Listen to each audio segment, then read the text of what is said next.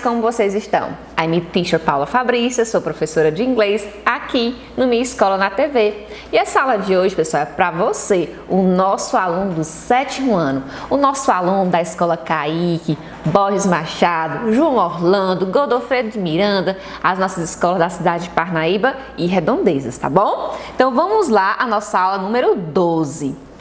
Vamos relembrar um pouquinho o que estudamos na aula passada. Nós aprendemos algumas expressões que indicam passado. Vocês estão lembrando que trabalhando o Simple Past, o passado simples, que é um tempo verbal que tem muitos detalhes, por isso demorou bastante nas nossas aulas, e, por fim, algumas expressões que indicam passado. Por exemplo, ontem, ontem à tarde, há 2 horas atrás, tá bom? Então vamos dar uma relembrada junto comigo? Ago. Repeat, ago. Ago, ao pé da letra, significa atrás. Por exemplo, eu levantei há 2 horas atrás. I woke up 2 hours ago. Ah, professora, eu levantei faz umas 10 horas atrás. Bem lá no início. I woke up 10 hours ago. Então, esse ago é muito utilizado no sentido de past time expression. Uma expressão que indica passado, tá bom? Vamos aqui para yesterday. Existe até uma música dos Beatles, não é? Yesterday significa ontem. Ontem de manhã. Yesterday morning. We had breakfast early yesterday morning. Nós tomamos café cedinho, ontem de manhã. Yesterday morning. É muito usado no início da sentença e no final, tá, pessoal? Então vamos lá. Last. Last significa último, por exemplo, no sentido de passado. Noite passada, last night. Olha aqui, ó, semana passada, last week. Final de semana passada, last weekend. Ok? I saw a game on TV last night. Eu assisti um jogo na TV last night. Novamente, pode vir no início, last night I saw a game on TV. Or I saw a game on TV last night. Pode ser no início ou no fim, no problem. Enfim, pessoal, nós encerramos nosso Chapter 3, capítulo 3, que tem como título Bright Young People, jovens talentosos. Destacamos na história, no Bright Young People, a história do William Cacuaba. O William, pessoal, a história dele é uma história muito bonita. Nós já comentamos aqui um pequeno trecho da biografia dele e lembrando do filme que é baseado na história do William, o menino que inventou o vento. Eu espero que vocês tenham assistido, deixei essa dica para vocês. Grammar, trabalhamos Simple Past. Olha o tanto de conteúdo do Simple Past. Trabalhando os verbos regulares, vocês lembram lá como é que é? Coloca o ED. Os verbos irregulares que não tem essa história de ED. Existe uma lista de verbos irregulares que a gente tem que aprender em dupla. Então, por exemplo, speak é o verbo falar. Como é que eu diria? Eu falava português. Exemplo, I speaked ou I spoke português. Spoke. O speak é um verbo irregular. Ele não entra na regra do ED. Na verdade, nós fizemos aí um roteiro. Nós incrementamos aí nosso vocabulário de verbos irregulares dentro de um quadradinho. Não sei se vocês estão lembrados pegando lá do livro de vocês da lista dos verbos irregulares, tá certo? Trabalhamos também a forma negativa. Como é que eu falo o não no passado? Eu não falava inglês, hoje eu falo. Como é que eu diria esse não no passado? É not? De jeito maneira. Você vai usar o auxiliar did, aí depois o not. Então, did not ou didn't é um auxiliar. Esse verbo auxiliar ele vai te ajudar a negar frases no passado e também a fazer perguntas. Por exemplo, você dormiu bem? Você comeu bem ontem? Did you sleep? Did you eat? Você vai sempre usar o did para fazer perguntas referentes ao passado, certinho? De vocabulário, past time expressions, essas expressões que indicam passado são importantes, e fizemos a leitura da biografia do William. O William, pessoal, existem vários vídeos na internet sobre ele. Eu recomendo vocês assistirem porque é uma história que tem muita inspiração no meio, tá bom? Vamos lá, a nossa aula do dia. Esse capítulo já é o capítulo 4, Chapter 4, e vamos trabalhar um vocabulário bem interessante. Natural Disasters, desastres naturais, tá bom? O objetivo da nossa aula de hoje são dois, basicamente. Nós vamos conhecer sobre a Nova Zelândia, New Zealand, e os desastres que afetam o país. Vocês já ouviram falar da Nova Zelândia? Pessoal, é um país que fica bem distante, lá na Oceania. Olha só onde é que fica aqui. Perto, digamos assim, da Austrália, tá bom? Então é bem pequeno, são formados por duas porções de terra e é um país bem interessante. Vamos aprender a nomear diversos desastres naturais em inglês. Alguns que acontecem na Nova Zelândia e outros que acontecem aqui no nosso país, tá certo? Então vamos lá. Para aquecer, eu trouxe aqui duas imagens do nosso warm-up. São imagens tiradas do nosso livro, da page 73, da página 73. Observe essa primeira imagem. O que vocês conseguem ver aqui? Pessoal, tá tudo em inglês, mas vocês vão conseguir, tenho certeza, tirar várias informações aqui. É um mapa, tem o nome, ó, New Zealand, ele está em destaque. É o nome do country, do país, tá certo? Ele fica aqui, ó, no Ocean, tem o Oceano Pacífico, Sul, não é? O que mais que vocês conseguem ver? Professora, tem algumas palavras em vermelho, palavras em black, preto, é para chamar a sua atenção para alguma coisa. Aqui, pessoal, é a New Zealand no mapa, Nova Zelândia no mapa. O Brasil aqui, África, Europa, Ásia e aqui, pessoal, ó, a Oceania, não é isso? A Nova Zelândia está um pouco distante de nós, tá? Perto ali da Austrália. Dizem que é 2.000 quilômetros da Austrália. É um país, digamos assim, isolado, tá bom? O que mais que a gente pode observar? Esses nomes aqui em vermelho, o que vocês acham que é? Vocês já ouviram falar, tem alguma informação da Nova Zelândia? A professora assiste na televisão alguma coisa sobre Nova Zelândia. A Nova Zelândia, pessoal, ela é destaque no mundo como o país que é um dos países menos corrupto. Outro detalhe, na Covid-19, no lidar com a Covid-19, foi um dos países que conseguiram controlar a Covid-19 no mundo também. É um exemplo, não é, no tratamento em relação à Covid-19. Outras informações, é um país desenvolvido. Como ele foi colonizado pelos britânicos, fala também inglês, né, o inglês aí britânico, e o maori, que é uma língua nativa, tá certo? O que mais que a gente pode falar da Nova Zelândia? Vamos olhar aqui na nossa informação extra. A Nova Zelândia é um país localizado na Oceania, como eu falei, e está a cerca de 1.600 quilômetros de distância da Austrália. Né? Entre 1.600 a 2.000 é o número aproximado. É composta por duas ilhas, observe bem, ó, Two Islands, norte e sul, e outras ilhas menores.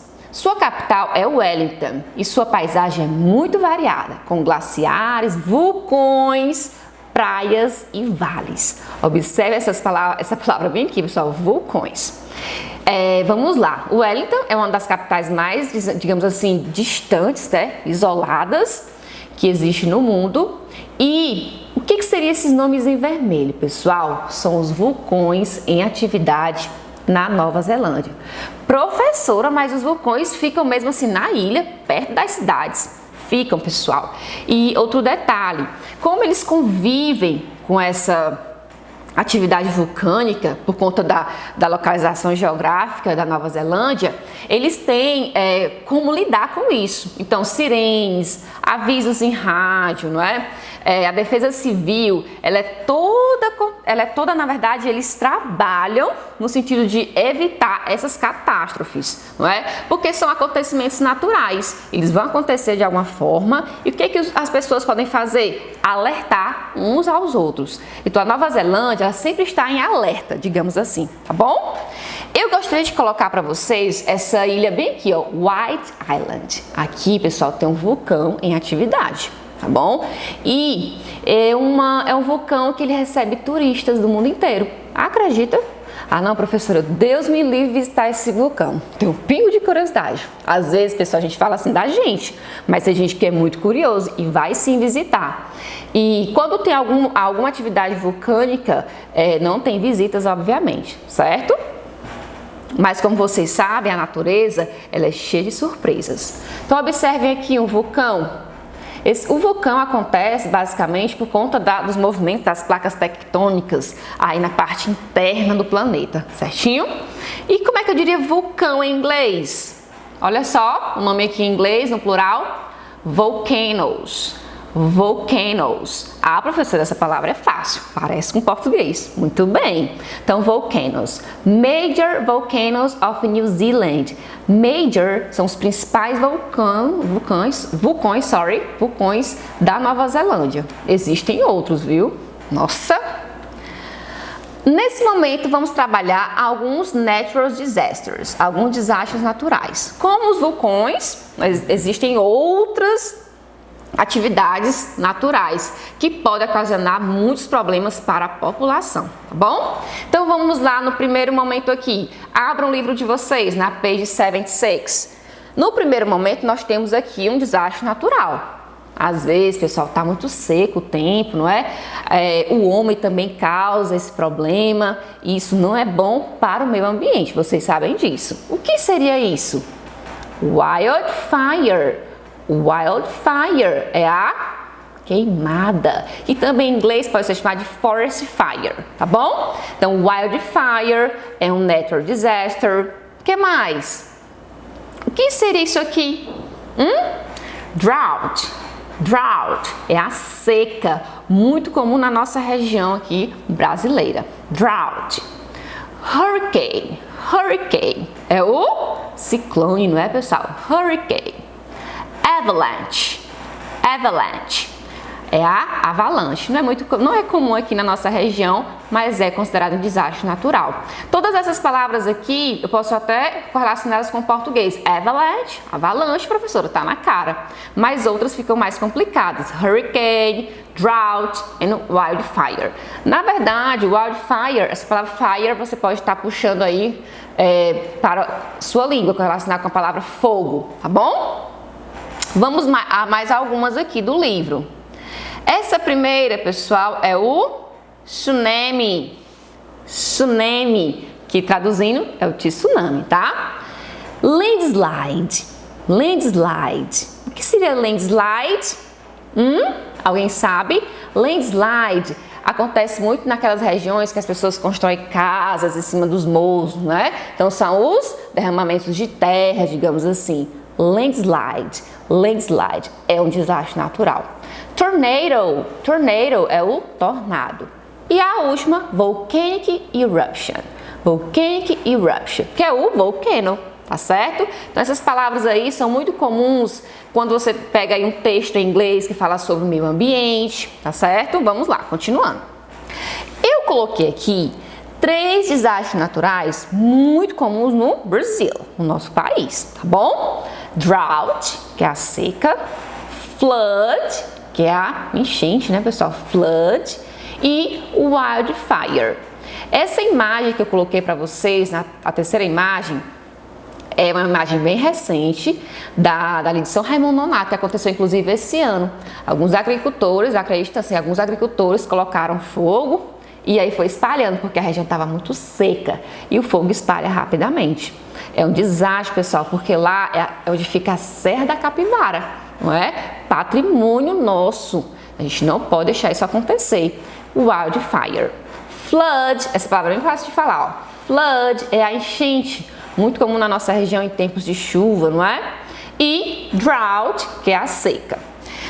Agora vamos praticar o nosso vocabulário, tá bom? Na página 77, na página 77, existem várias manchetes de jornal e vocês iam colocar, eles dão dicas do que eles estão falando e nós vamos tentar adivinhar qual é o desastre natural que ele está comentando aqui, tá bom? Eu vou ler para vocês e vocês vão completar aqui com algum desses desastres que eu acabei de falar. Então, a fire that moves quickly and can be controlled. A fire, olha a dica da palavra fire. Hundreds of volunteers help control in Brazil. Controlar o quê? Há uma dica. O que seria isso em inglês? Wildfire. Então, várias pessoas, voluntários, né, ajudaram a controlar o wildfire no Brasil. As pessoas aí ajudando a controlar o fogo, a queimada florestal. Muito bem. Essa palavra quickly, rapidamente. Se alastra, pessoal. Quickly, rapidamente, de maneira fast. Vamos para mais uma? A fire that moves quickly and can be controlled. Tá aí a resposta só para vocês conferirem. Mais uma. Só mais essa. A long period of time with very little or no rain. A long period of time with very little or no rain. Professora, tá falando de rain é chuva. Mas é no rain, sem chuva. Que desastre natural é esse? 5 provinces declared disaster areas. Então, 5 províncias declararam o quê?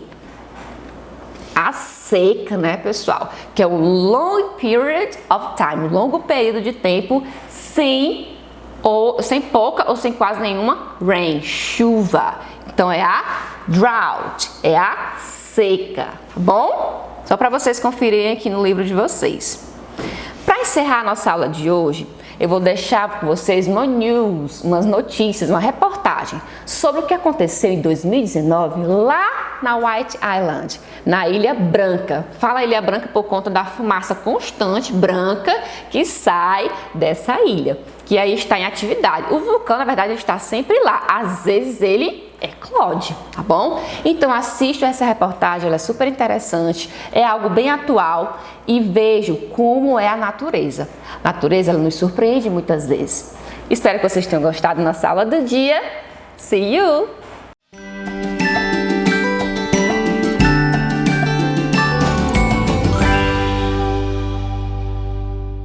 Bom dia, meus caros alunos e caras alunas, como é que vocês estão? Tudo bem com vocês?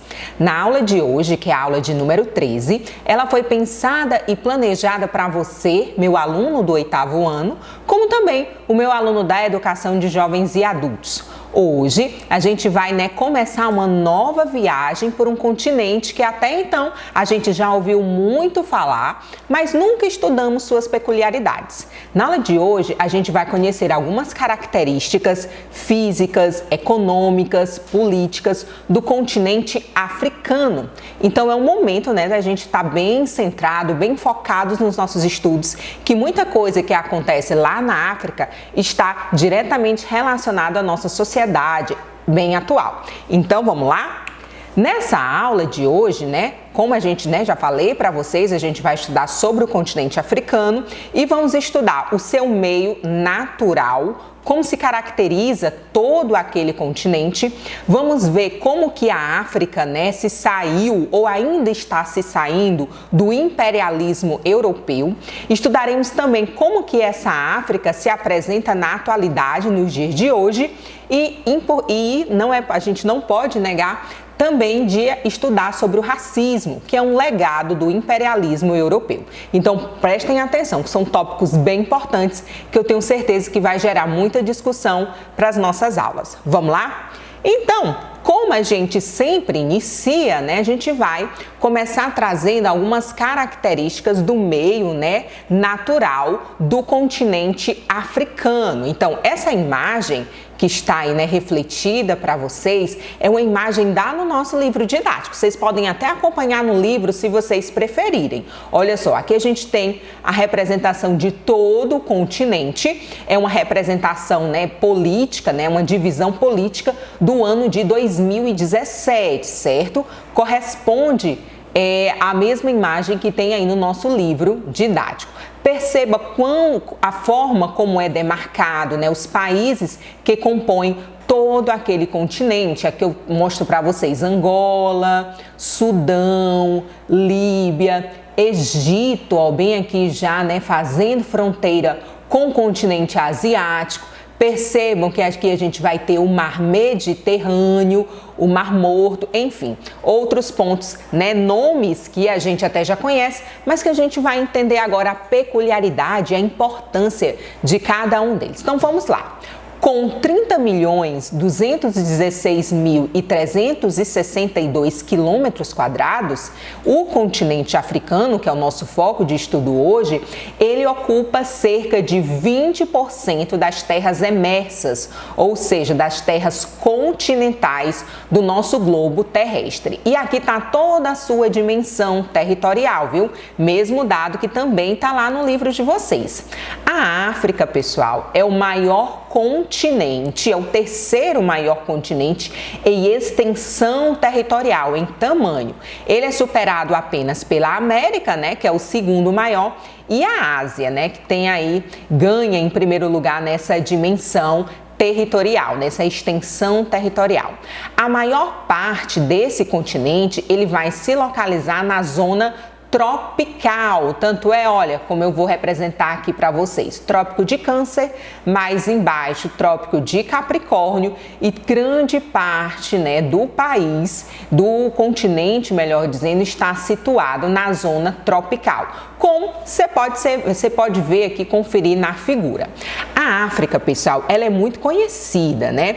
Pelo quê, principalmente? Pela sua pluralidade étnica e cultural. E por meio de sua história milenar, é capaz de contar, né, toda a história da humanidade. Então é um continente, pessoal, com uma vasta cultura, e por meio dessa cultura a gente pode conhecer um pouco até sobre a própria história da nossa humanidade.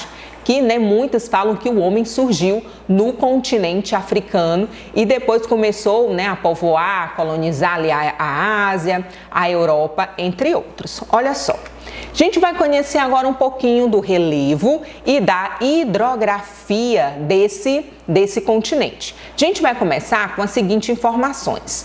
2 grandes desertos se destacam na paisagem africana.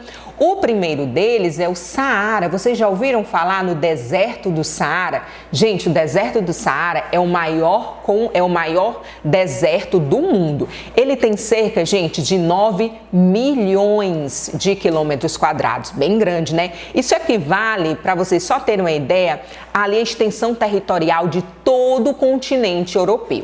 Além do deserto do Saara, a gente vai ter também o deserto do Kalahari. Percebam aí que o H tem som de R, viu? Kalahari. Ele tem cerca de 600 quilômetros quadrados e está localizado mais ao sul do continente, como bem mostra essa imagem, que também está no livro didático de vocês. Ó, que na parte de cima a gente tem, né, a parte do Saara, percebam que o nome Saara, e aqui na parte de baixo a gente tem esse deserto do Kalahari. A África, pessoal, ela se destaca por extensos planaltos. Esses planaltos, eles são cortados por rios que formam as planícies fluviais. Essas planícies, inclusive, foram aproveitadas para a agricultura, né? E também pelas montanhas em elevadas altitudes. Vou dar aqui um exemplo para vocês. Vocês já ouviram falar do Rio Nilo? Quando a gente, né, começa a estudar história, lá no 6º ano, a gente vê a importância do Rio Nilo, até mesmo para essa organização de sociedade como a gente tem hoje.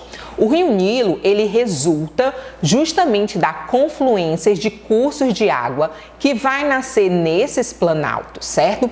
No planalto vulcânico da Etiópia, por exemplo, vai nascer o Rio Nilo Azul. Já no planalto dos Grandes Lagos, mais precisamente no Lago Vitória, vai nascer o Rio Nilo Branco. Na cidade de Khartoum, que é a capital do Sudão, um país africano, eles se encontram, né? E, né, quando se encontram, eles formam um único rio, que é o Rio Nilo, como a gente conhece, né? Esse Rio Nilo, ele segue em direção ao norte e atravessa o deserto do Saara. O Rio Nilo, ele vai desembocar no mar Mediterrâneo e vai formar um grande delta. Inclusive, olha só essa informação extra que eu vou trazer aqui para vocês. No mundo todo, nós temos apenas 3 deltas. O primeiro, né, que é o delta aqui pertinho da gente, é lógico que eu estou colocando aqui ele por ser próximo a gente, é o delta das Américas. Esse segundo, lá no continente africano, que é justamente esse do Rio Nilo, e a gente tem outro lá no continente asiático. Então, né, de um mundo todo com vários continentes, a gente só tem esses 3 principais. Percebam quanto que a gente é privilegiado nesse sentido. Vou trazer agora para vocês algumas informações sobre o clima e vegetação daquele continente, né? Olha só.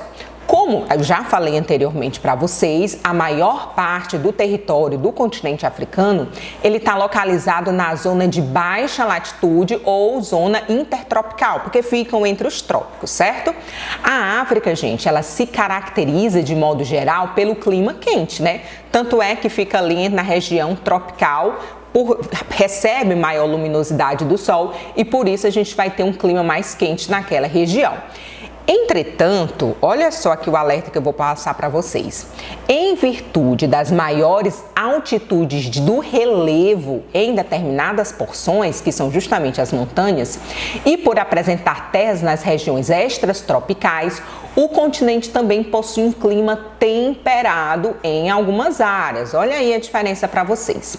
Assim como na Ásia e na América, as florestas tropicais e equatoriais da África, elas vêm sofrendo uma grande devastação no decorrer dos anos. E sabe quem provoca essa devastação? Exatamente, a ação antrópica, que é a ação provocada pelo ser humano. Só para vocês terem uma ideia, o desmatamento se deve à transformação dessas áreas em terras cultiváveis e também para a exploração da madeira. Nesse mapa aqui, que está ao lado, que inclusive também tem no livro didático, vocês podem acompanhar por lá, a gente tem toda essa divisão dos climas existentes lá no continente africano. Percebam aqui o clima equatorial, o tropical e olha só o clima temperado aparecendo por aqui, ó. Percebam, viu? Equatorial aqui na ilha de Madagascar. Percebam aí a variedade não apenas da cultura, mas também de climas daquele continente. E aí a gente vai agora começar a estudar um pouquinho da história da África. Até então a gente viu alguns tópicos, né, sobre a sua estrutura física, como clima, relevo, hidrografia. Agora a gente vai estudar um pouquinho acerca do imperialismo europeu. Mas professora, por que é imperialismo europeu se a gente está falando da África? A gente vai já entender. Olha só.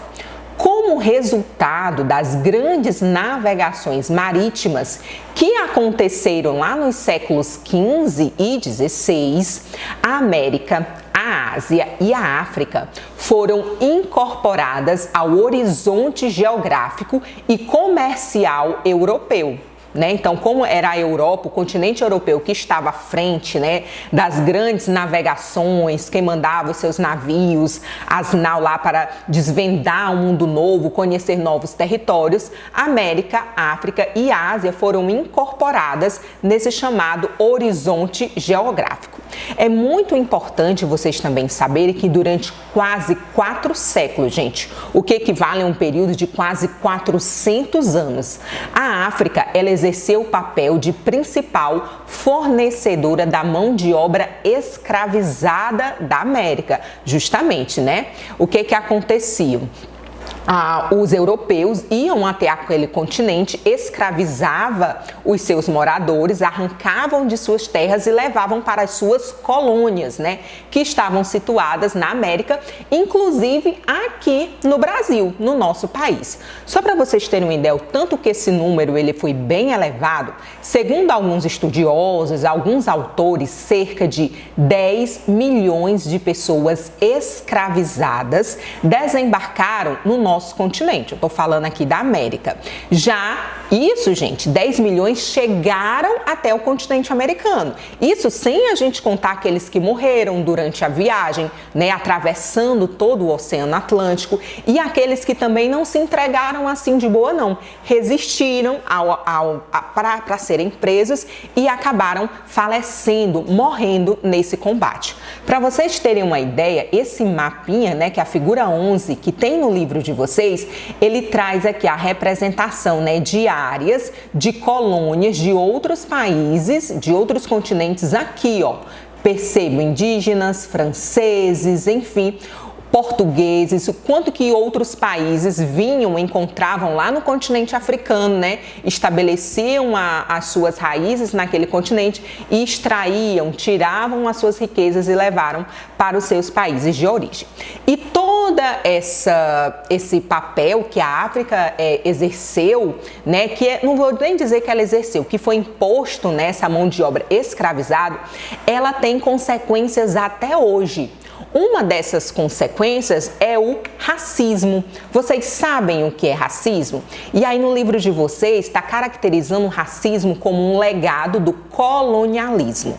Por quê? Porque grande parte daquele território já foi colônia dos países que estavam situados lá na Europa. Por exemplo, o Brasil já foi colônia de Portugal. Isso também acontecia com alguns países africanos. Olha só, entre as mazelas deixadas pelo colonialismo, o racismo é uma das mais brutais. Não apenas pelaquela violência física, mas também pela violência psicológica, como também pelas consequências, né, que a sociedade como um todo traz até hoje.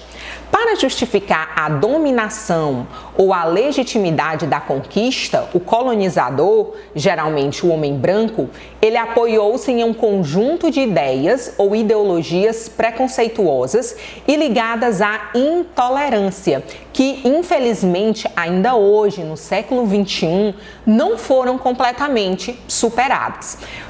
O que acontecia? Era pregada a superioridade do homem branco e, ao mesmo tempo, a inferioridade daquele que era colonizado, destacando a missão civilizatória. O homem branco, ele via que era uma missão e levar a sua religião, levar o seu costume para aqueles povos que eram diferentes dele.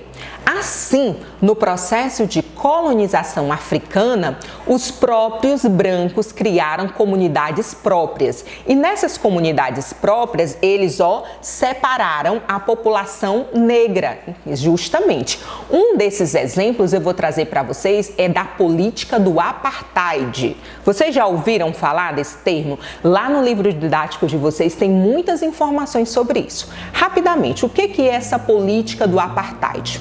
Foi um exemplo cruel, né, e violento de racismo que aconteceu lá na África do Sul, né? A África, ela é todo um continente, mas lá no sul do país, lá no sul do continente tem um país chamado África do Sul. O país, né, a África do Sul, ele esteve sob regime oficial de segregação racial até as últimas eleições. Sabe quando foram essas últimas eleições? Em abril de 1994, né? Ao ponto de vista histórico, não está com muito tempo. Eu já era nascida em 94. Nas quais Nelson Mandela, que a gente já vai conhecer o rosto desse homem, foi eleito o primeiro presidente negro do país.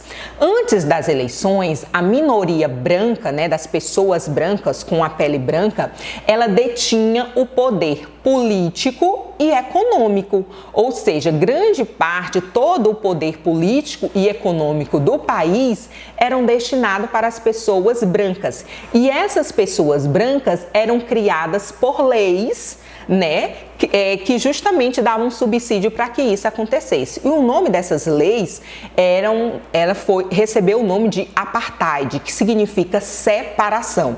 E esse número menor de pessoas dominava a população negra, que era tipo 75% da população total, e os 11% restantes formados por outros grupos e outras etnias. Eu trouxe aqui a representação para vocês de algumas imagens. Esse aqui que eu estou evidenciando para vocês é Nelson Mandela, ele que foi o primeiro presidente, né, da África do Sul negro, como vocês podem perceber, e o trabalho, a mensagem dele foi essencial para que viessem outras pessoas também negras e pudessem ter essa representatividade para o negro. Só para vocês terem uma ideia de como que funcionava o sistema do apartheid, aqui é um exemplo bem básico, a imagem de uma escola, e aqui nós tínhamos o bebedouro, né? Vocês lembram quando a gente está na escola, né? O bebedouro para as pessoas brancas, tá aqui o nome white, né? Que é branco em inglês, e aqui as pessoas de cor, ou seja, o lugar onde sentava, o bebedouro de beber água. quais locais se sentavam, né? Tinha essa separação. Brancos de um lado e pretos de outro, né? Pessoas com a pele negra de outro. Então foi uma política bem triste que já existiu, mas que nos dias de hoje ainda acontece. Não dessa forma escancarada. É o que hoje a gente vai chamar de aquele racismo velado. Você diz que não tem racismo, mas você tem racismo. Então é algo que precisa ser debatido e estudado nos nossos dias atuais. E graças a esse empenho, essa força de Nelson Mandela, nos Estados Unidos a gente já teve um primeiro presidente negro, né, que foi Barack Obama. Eu trouxe aqui a foto dele para representar para vocês. E mais na atualidade eu trouxe a foto de uma escritora, de Janila Ribeiro, que eu particularmente gosto muito, que ela tem toda uma obra voltada, né, para estudos étnicos, raciais e que valem muito a pena vocês conhecerem também. E já que eu tô, né, falando daquilo que eu gosto, eu queria mostrar para vocês esse livro aqui da Neuza Santos Souza. O nome do livro é Tornar-se Negro, que fala muito de quando a pessoa se descobre negro. Você não é negro apenas pelo seu tom de pele, mas pelo formato do seu cabelo, a largura do seu lábio, os traços, né, o nariz mais avantajado. Tudo isso é característica do negro que muitas vezes você não se percebe. E é super importante essa conscientização de cada um de vocês e que vocês levem essa mensagem para outros alunos também. Quase concluindo aqui a nossa aula, eu quero contar para vocês um pouquinho sobre a descolonização africana. A gente viu o período da colonização e vamos chegar agora num período de descolonização. Mas, professor, o que isso significa? A África é predominantemente formada por países que romperam com a condição de colônia europeia há cerca de 50 anos. Assim como o Brasil fez isso lá há um tempo atrás, outros países do continente africano também fizeram isso. Do ponto de vista histórico, é um fato bem recente, né? Essa descolonização dos países africanos. De modo geral, ela não aconteceu de forma pacífica. Não foram lá e deram a liberdade, não. Houve casos, como é o caso da Argélia, né? Que é até um exemplo que tem no livro didático, em que a independência ela foi obtida por meio de uma luta armada contra a dominação francesa. E vocês sabem, né, gente, em guerra, infelizmente, sempre os dois lados acabam perdendo. A África iniciou já agora no século XXI com graves problemas políticos, econômicos e sociais, após quase, gente, 5 anos de exploração colonial e cerca de um pouco mais de 50 anos dessa descolonização ou da sua formação de estados nacionais. Então, é muito importante que a gente entenda a importância daquele continente, né, que a gente não associe ideias pejorativas àquele continente e que a gente compreenda que se hoje aquele país, aquele continente vive em determinadas situações, é porque toda a sua riqueza, toda sua mão de obra já foi explorada por outros continentes. E aí, mais uma vez, eu trago um dos principais livros da Djanila Ribeiro, O Pequeno Manual Antirracista, e como, né, que a cultura não apenas africana, mas a forma como a gente se reconhecer está chegando na indústria. Antigamente a gente só via a boneca de uma determinada cor, hoje a gente já vê a boneca de outras cores e é o que retrata de fato aquilo que é ser mulher, aquilo que é ser menina nos dias de hoje. Então percebam, pessoal, como que a questão do negro, da África, vai além dos conceitos geográficos, né? É algo que interfere no nosso dia a dia. Então, com toda essa chuva de informações, a gente vai encerrar por aqui. Muito obrigada pela atenção, eu espero que vocês tenham gostado. Façam as atividades e fiquem atentos às orientações dos professores. Um grande abraço e até a próxima!